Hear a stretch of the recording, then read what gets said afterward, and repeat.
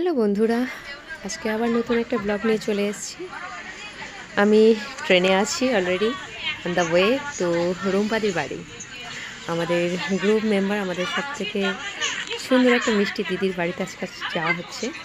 কিন্তু বাড়ি ঢোকার আগে আমরা ঘুরতে বেরিয়ে গেলাম রুম্পাদির বলা বিভিন্ন জায়গায়, এবং আজকে শুরু করেছি শ্রী শ্রী ত্রিপুরা সুন্দরী মন্দির থেকে।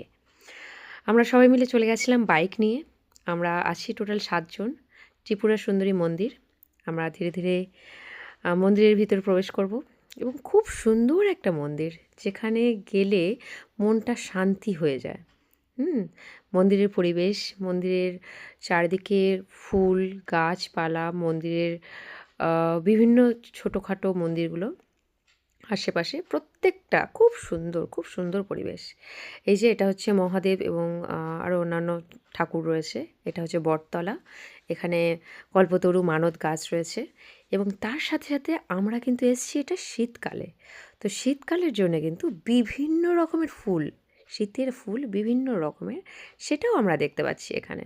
খুব সুন্দর একটা মনোরম পরিবেশ আমরা কিন্তু ভিডিওর মধ্যে দেখতে পাচ্ছি। নেক্সট আমরা মায়ের দর্শন করব। আমাদের কপালটা খুবই ভালো, যার জন্য আমরা মায়ের দর্শন করতে পেরেছি। হ্যাঁ, কারণ মায়ের মন্দির একটা নির্দিষ্ট টাইমে খোলা থাকে, বন্ধ হয়ে যায় না হলে।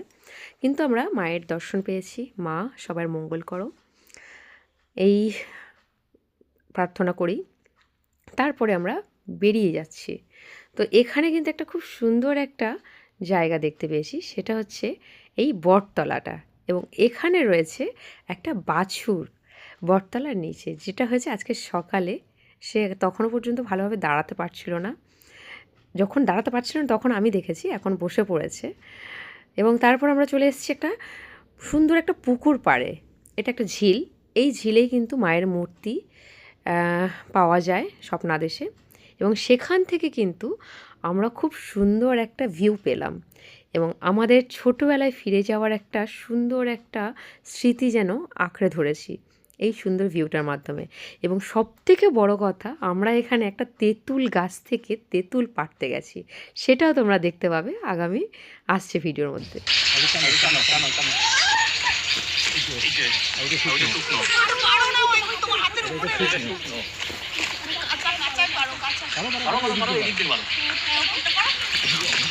পুরো বাচ্চা হয়ে গেছে।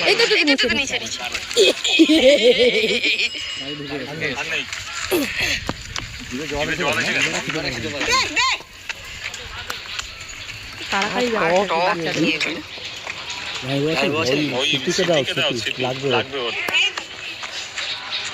এরপরেই আমরা গাড়ি নিয়ে বেরিয়ে পড়েছি। দারুণ এনজয় করছিলাম।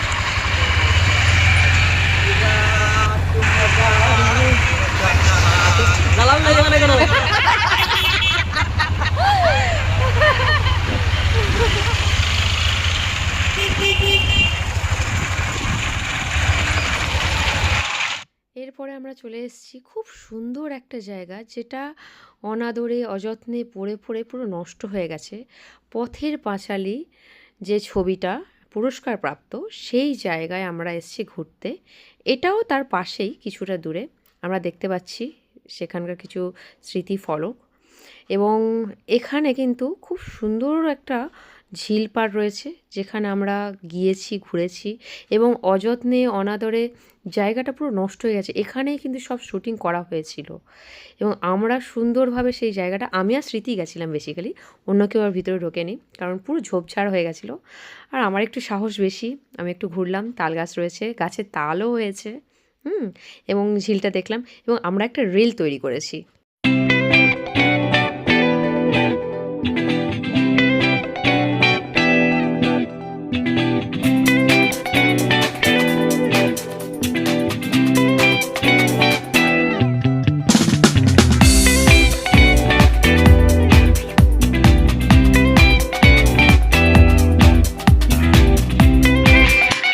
এরপরেই আমাদের কিন্তু রুম্পাদির বাড়িতে ঢুকে যাওয়ার পালা। নাচা গানার পর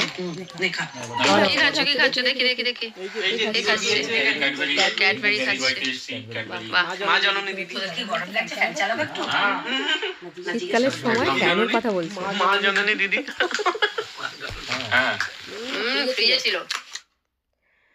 এরপরেই দিদির বাড়িতে ঠাকুরের যে সিংহাসনটা এত সুন্দর করে সাজানো, সেটা আমরা একটু দেখে নিচ্ছি। খুব সুন্দর করে দিদি কিন্তু সাজিয়েছে নিজের হাতে, এবং মানে মনটা ভরে গেল। এবং সন্ধেবেলা বলে লাইটটাও জ্বেলে দিয়েছে, আরও সুন্দর লাগছে। এটা হচ্ছে দিদির বেডরুম। আমি লুকিয়ে লুকিয়ে ফটোটা করে নিয়েছি, এবং তারপরেই আমরা কিন্তু খাওয়ার পর্বে চলে যাব। চকলেটের পরে চলে এসছে চা।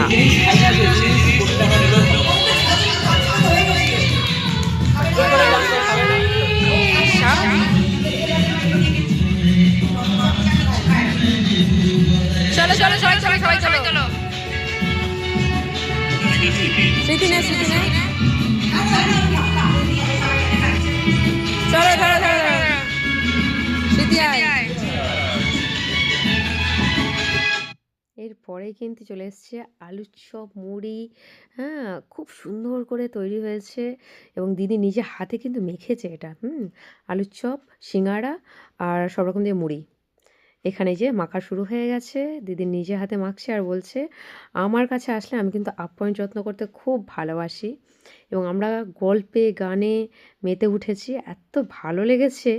এই যে অনুপ রয়েছে, রণজিৎ রয়েছে, অনুপের পাশে আমি বসে আছি, এখানে জীবেশ আছে, এটা আছে দেবজ্যোতি। এখানে দিদির মেয়েও আছে, আর দিদির বড় মেয়ে আছে, এটা ছোট মেয়ে। দিদির বড় মেয়েও আছে এর মধ্যে, এই যে বড় মেয়ে এসে গেছে। এবং তারপরে হচ্ছে আমাদের স্মৃতি রানী, তারপরে আমি এই যে অনুপের পাশে বসে আছি। এবং এই খাবারটা মেখেছে, এত সুন্দর টেস্ট হয়েছে যে সব কিছু ছেড়ে যেন এই খাবারটাই খেতে আমাদের খুব ভালো লেগেছে। এবং ও খেতে পারবে না, ওই ভাঙতে ব্যথা, খাচ্ছে খাচ্ছে কিন্তু তাও আমি ডবল পেন্টিয়াম মেরেছি।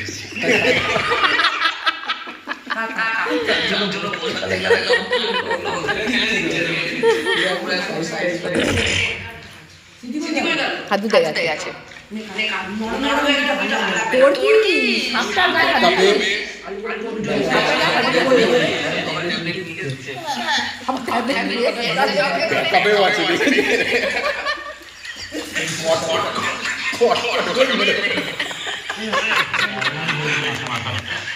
মানে একসঙ্গে থাকলে যে কী আনন্দ হয় ভাবা যায় না। কিন্তু দিদির বাড়িতে আয়োজন এত করেছিল, মানে চা, প্রথম চকলেট, তারপর চা, তারপরে চপ, মুড়ি, সিঙ্গাড়া, তারপর আবার বিরিয়ানি, সাথে চিলি চিকেন এবং স্যালাড। তার মধ্যেও এত রকম রেসিপি, মানে আমরা তো ফটো সেশন করছি, এই দেখো বিরিয়ানি খাওয়া হচ্ছে। এরপরে হচ্ছে মিষ্টি, চাটনি, পাঁপড়, সন্দেশ, কি নেই।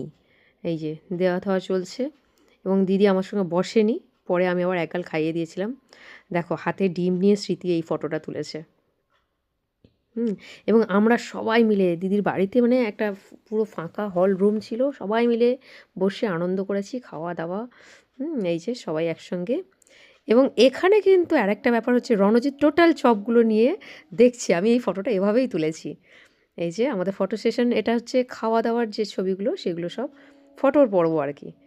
একসঙ্গে এই যে ফটো তোলার ব্যাপারটা চলছে, দারুণ দারুণ সব ফটো তোলা হয়েছে, খুব আনন্দ করেছি। মানে একসঙ্গে হলে কিছুর একটা সময়ে আমরা এত সুন্দরভাবে কাটাই, খুব ভালো লাগে যে হ্যাঁ একটা সময় কাটাচ্ছি সবাই মিলে একসঙ্গে।